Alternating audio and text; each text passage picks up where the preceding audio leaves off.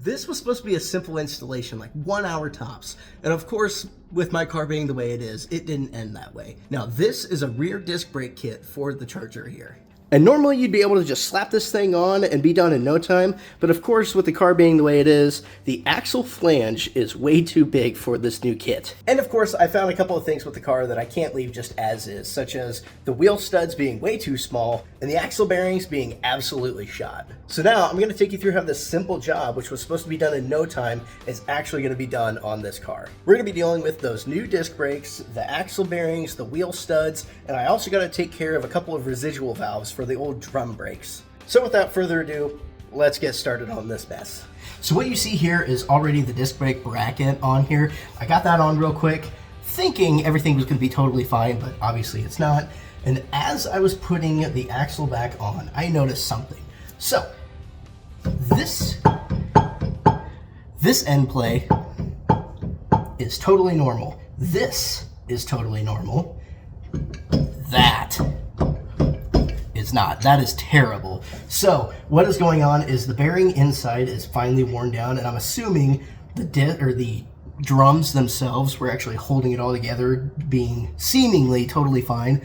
Now that I have all that stuff off, you can really see the serious play in there, and those bearings are definitely shot. So I do have some new bearings for the axles, and I'm just going to go ahead and replace the other side, because obviously if one side's wrong, the other side is probably not too far behind. So that is not something that I can personally do. I don't have a press. I don't have anything for that. So I'm going to have to go ahead and get these axles out, which I will eventually.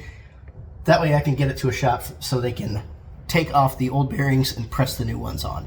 It already has to go to a shop anyways, because like I said, this flange here is 6 inches in diameter, and I need it to be 5 3/4 inches. So this needs to be turned down in like a lathe in order to fit the new disc rotor. And I'll show you what that looks like, but first, you can see I've already gotten started with replacing these wheel studs. Now the old ones were extremely small. That was all it was. And if you line this up, you can see we had almost nothing. So for instance, that is the old stud. This is the new one. Overkill? Probably. But I'd much rather have it this way than somehow having the lug nut back off as I'm on the road. I don't personally think there's any adverse effects to having these longer on there, and the amount of weight that they add is minuscule. So, but what I have going on right now is this is kind of like a wheel stud installer. This is a bearing on the inside and outside. So what this does is rides on your flange itself, and then as you rotate the lug nut, this bearing rotates and just pulls it in. So we're gonna go ahead and do that. I've only got 2 left. I'm using some anti-seize, which has been a godsend for helping with this. So I'm gonna keep doing that, and I'll show you how easy it is. So at first, I was using my big old breaker bar, but since I put that anti-seize on, it actually freed it up a lot more, and I can move this no problem. So right now, it is pulling the new stud through the flange, and it's just a press fit, just like the old ones. And these are slightly bigger. There you go. Slightly bigger than the old ones, just in case they kind of wallowed it out a little bit. It's like maybe a few hundredths bigger in diameter, so. But they're going on pretty well. And you can kind of tell when they're installed because it'll firm up quite a bit. So just like that, pop it off. Now one thing I recommend is probably getting like a sacrificial lug nut. I've noticed that this is starting to compress it almost. So yeah, that actually compressed the very end of it to the point where I couldn't slip the socket all the way through. So now it is. Yep, now it is totally fine. Like I said, hindsight 2020, probably should have gotten another one, but it is what it is.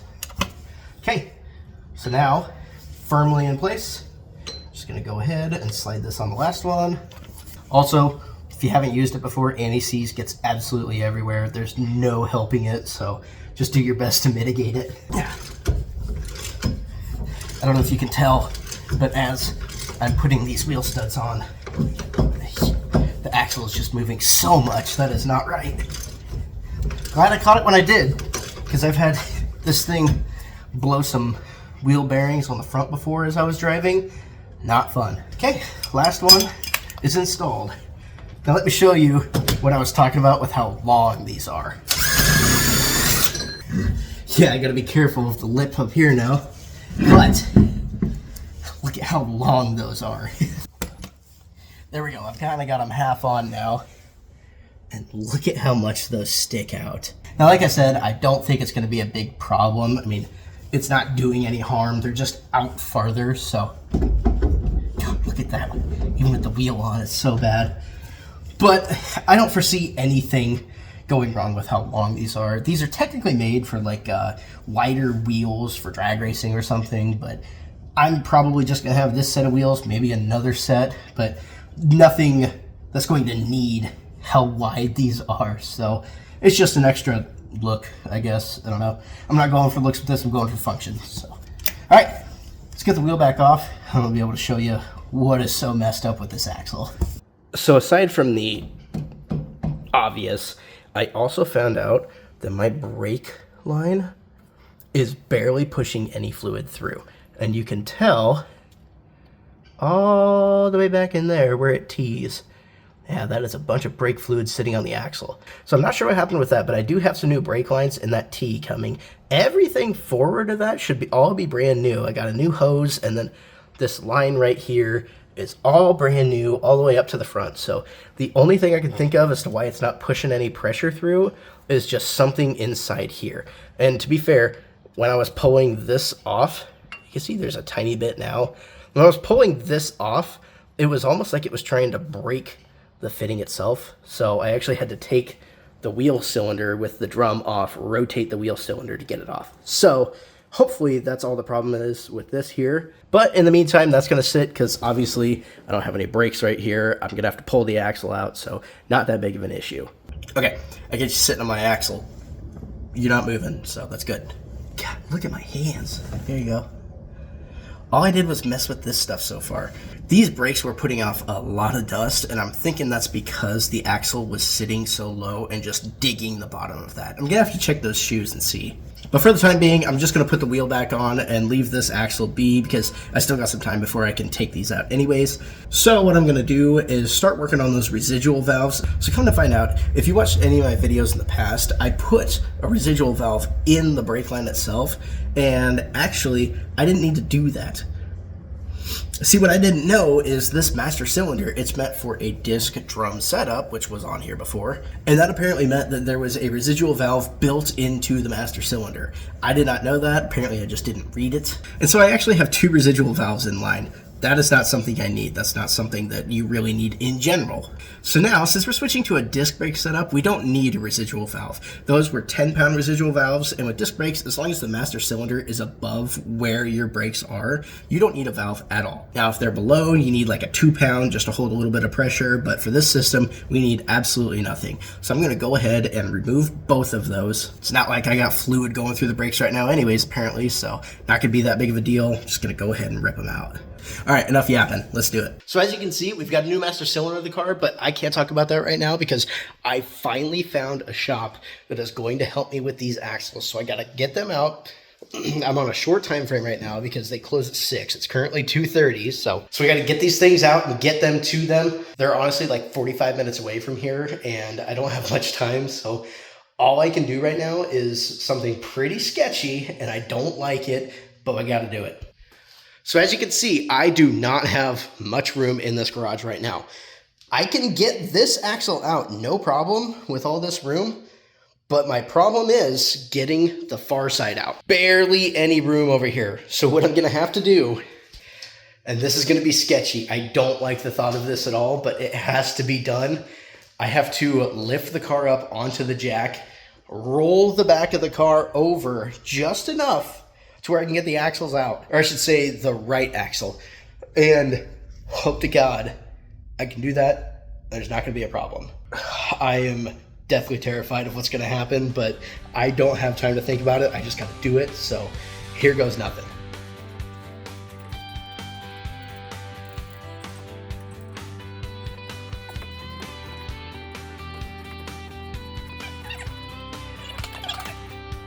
Okay, here goes nothing.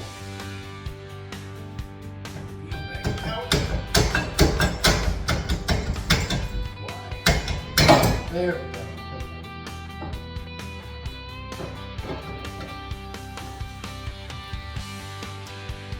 Okay. It's a lot less than I was thinking. Still quite a bit though. I do not like this next part one bit. This is not going to be good. Oh, I hate this. Okay, so I have an idea with this next side. I'm going to leave the car exactly where it is. I'm going to get everything pulled out on the axle and then see how much farther I need to go. So hopefully I don't like overdo it and mess something up. I can just have the axle out and then slowly pull the car and then get it to where I just have enough room, set it back down on the jack stands. This is so terrifying, guys. I also, of course, still have all of the drum brake stuff on here, so I gotta get all that off as well as dealing with all of this, so wish me luck. Probably not gonna be able to see much, but I'm not working with much room to begin with, so apologies. Oh.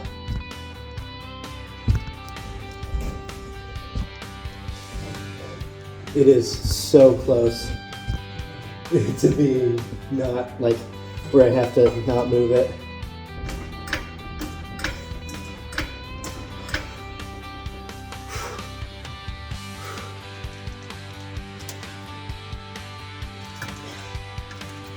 Oh.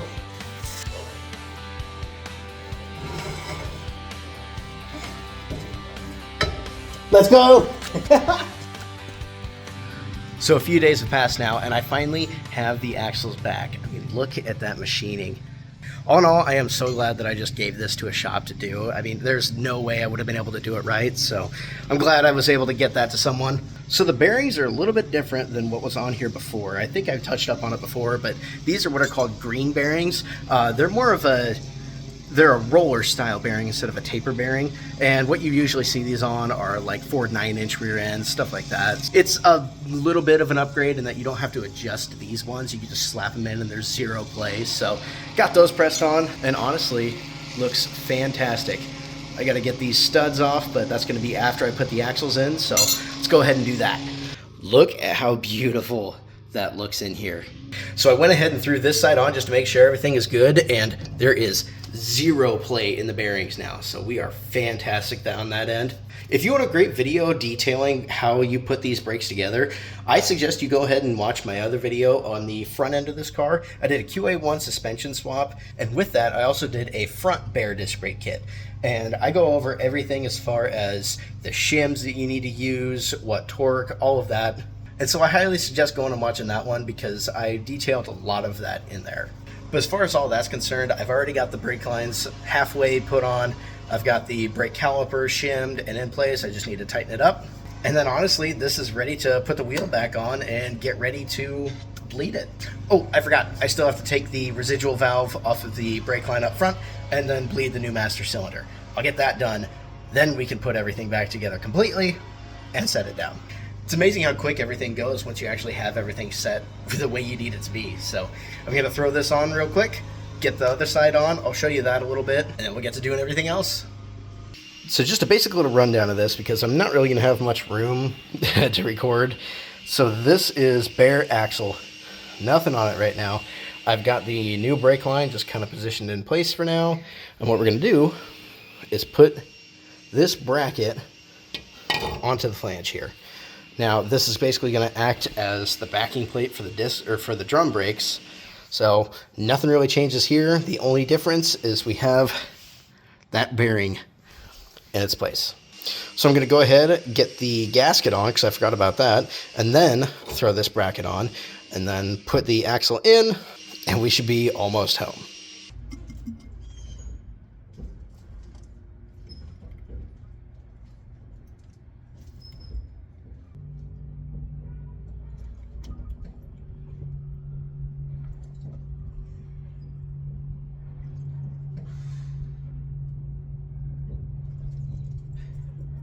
So here we are, the car is put back together, it is driving on the road. Now I didn't show any of that because Baer recommends that you drive this normally for a couple of days just to get the rotors and I believe the pads kind of set in place. Just driving it normally for a couple of days, that way you can get it to what Baer calls seasoning, I believe. And then after that, you can go through your normal brake bedding process where you do the hard brakes, you know, different speeds, all of that stuff. But we have done all of that. The brakes, I had some problems with the bleeding. So what I ended up doing was getting both the top and bottom bleeder bled.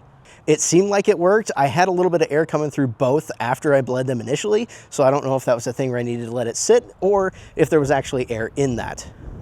But either way, we've got the car now. We're ready to go test it. I'm gonna take it on a couple of roads and I'm gonna take you guys with me. All right, you guys are in luck. You're getting a break from seeing my face. Instead, we got you on the back of the car.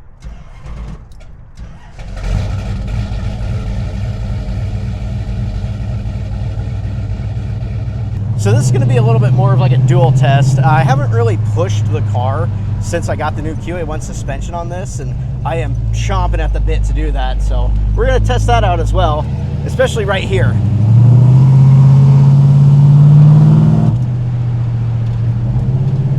Oh yeah. Oh, this feels so much better than the factory stuff. All right, break time. Oh, that's so much better.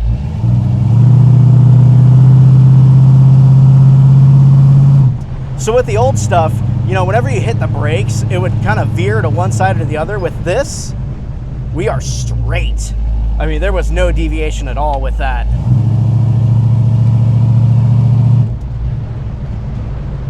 One thing of note on this QA1 suspension as well, the rack and pinion steering with this is beautiful.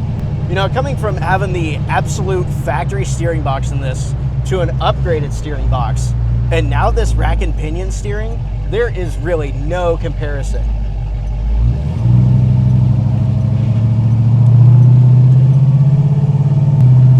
I thought the upgraded steering box that I put in this a while back was really good as far as controlling slop and everything.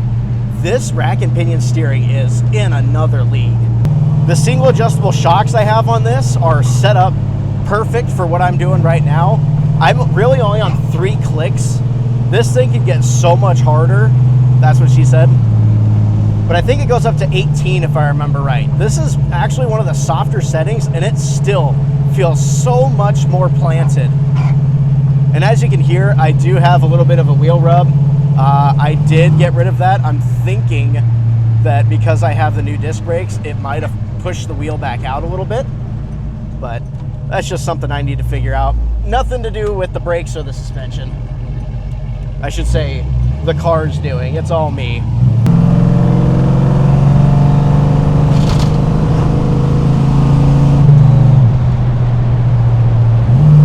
All right, hard brake.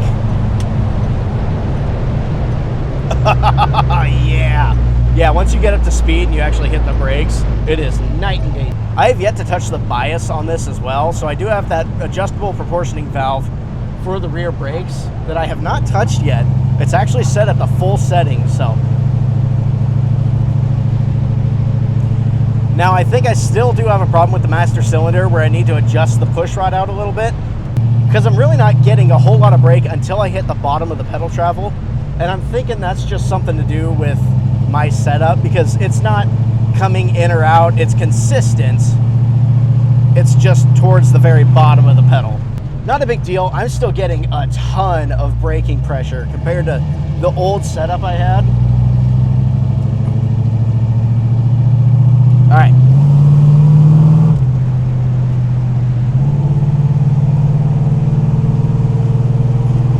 This thing holds so well.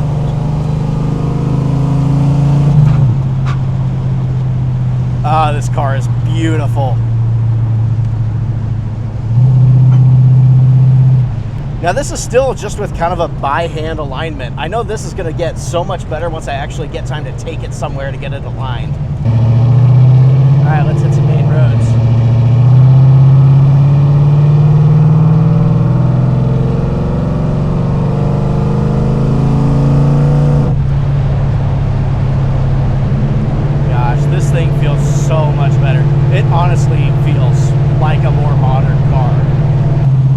let's get back and debrief this.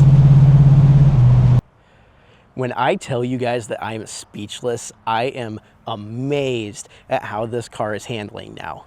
Literally, from the brakes to the suspension to even the steering, this is an entirely new car. I mean, it's almost a sports car at this point. Not quite, I want to make that clear. It still has room for improvement, and I know I'm limiting myself, especially with the brakes, keeping the 15-inch wheels. You know, that limits me on the disc brake size that I can have. Like, these are only 11-inch, and I think you can go up to, what, 15, 13, something like that? 6 pistons, where these are 4. But even with these 4 pistons, this is a completely different vehicle. It is so much better than the factory single piston and the drum brakes in the rear. Now, even on the maintenance side alone, I am so glad I did this because I found those worn out bearings. And that probably makes the car feel a little bit better as well, just doing that little difference. But I can't stress to you how much I love this car now. I loved it before. It was kind of a handful to drive. It is immaculate now. And that is all due to those 2 stickers right there. I am proud to have those on this car. And with that, I'm gonna leave the video off there. I truly enjoy how this car is now, and I hope you guys learned a couple of things as I did this, because I've been working on this car for 5-6 years now, and there's still things that I'm finding out about it. Just goes to show that even when you think you know everything, you definitely don't. But anyways, guys, thanks for watching. Hopefully you enjoyed the video if you stuck around this long. If you did, make sure you hit that like button. Leave a comment if you want. Again, let me know what you want to see next.